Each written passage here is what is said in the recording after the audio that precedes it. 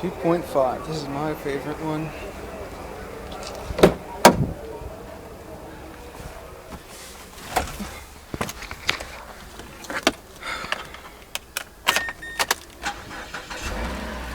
Alrighty, this is a 2011 Mazda 3 Hatch. This one is the 2.5 liter 4-cylinder. Well, I just did a base model Mazda 3 sedan yesterday, and I ran into this 2011 Hatch with the much bigger engine.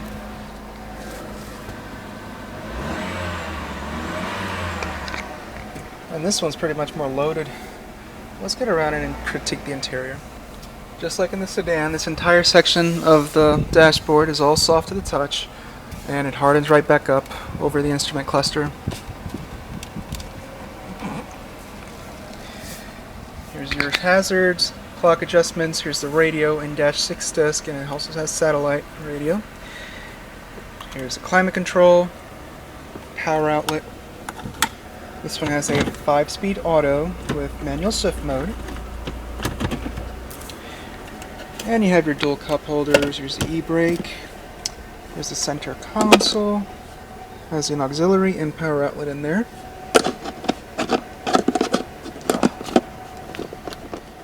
Center console is a bit on the jiggly side, though it is nicely padded. Rolls forward, more comfort to your elbow. Has some padding to it. Steering wheel's nice and thick. It's leather wrapped. Has hands-free controls, radio controls, cruise, and adjustments to your trip computer and such.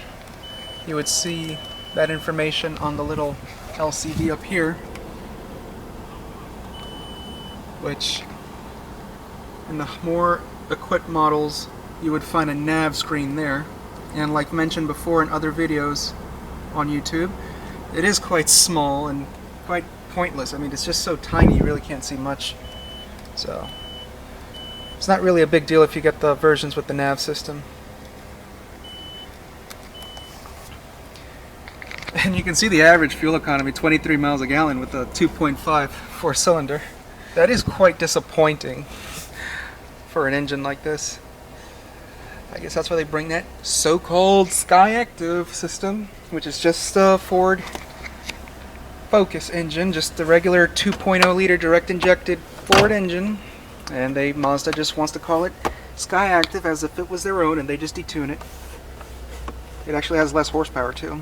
Well, here's the glove compartment like mentioned before. It is cavernous. It's huge. You can fit a laptop computer in there. Door panel, same thing. Hard to the touch.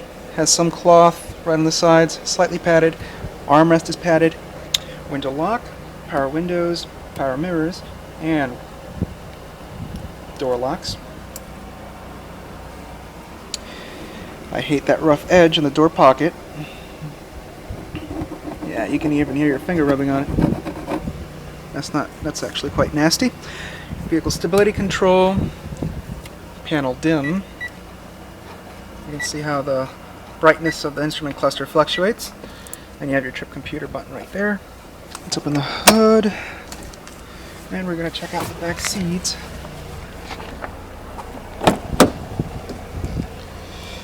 They were folded down and the seat was set all the way back, and I did not adjust it that way. I'm going to have to do that now.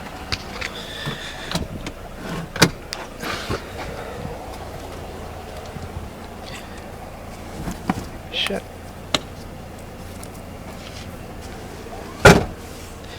The seat is overall plush, but quite firm overall. You do have your armrest with its cup holders, and it is nice and plush for your elbow. And the door panel does not follow through, as in it's not the same as the front seat where you would have a padded armrest. This is actually hard to the touch. All what follows through is just this cloth here, this padded cloth right there. And you do have a little insert right there for water bottles, what have you.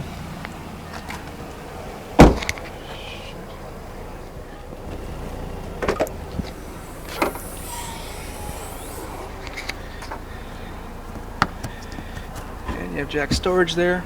It's decent cargo room here. You have a little light right there.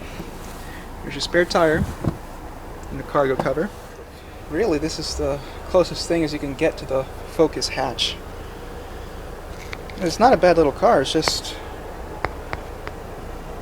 the mileage, the fuel economy is just ridiculously terrible. But it's still a nice little car though. I wouldn't mind to have one.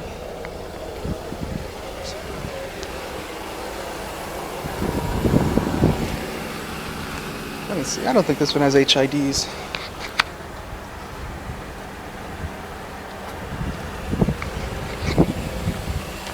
Ah, these are just the projected halogens.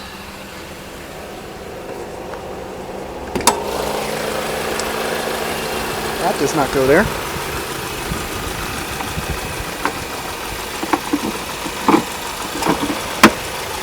don't know why they did that. Well, this is a 2.5 liter 4-cylinder. Essentially, this is the same engine from the Fusion, the 2.5.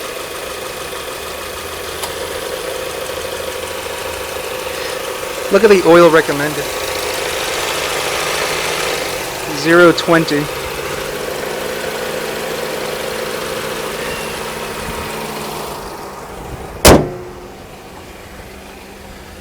I'm happy. Such a smiley face.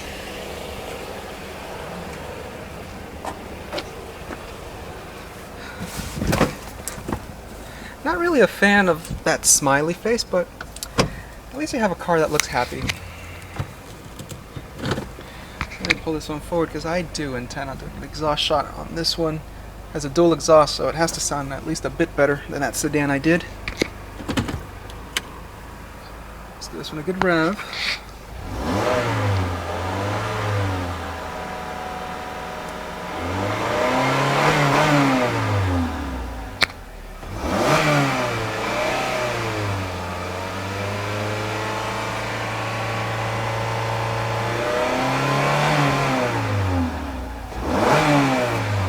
Has a rev limiter. And I forgot to mention above, you do have your sun visors with mirrors, no vanity lights. All you have are these lighting fixtures and the on and off switch. So once you have it in that setting, the light will come on once you open the doors. And you have a holder for the sunglasses. I like that little blue LED in there. And you see the passenger side, same thing. You only have a mirror.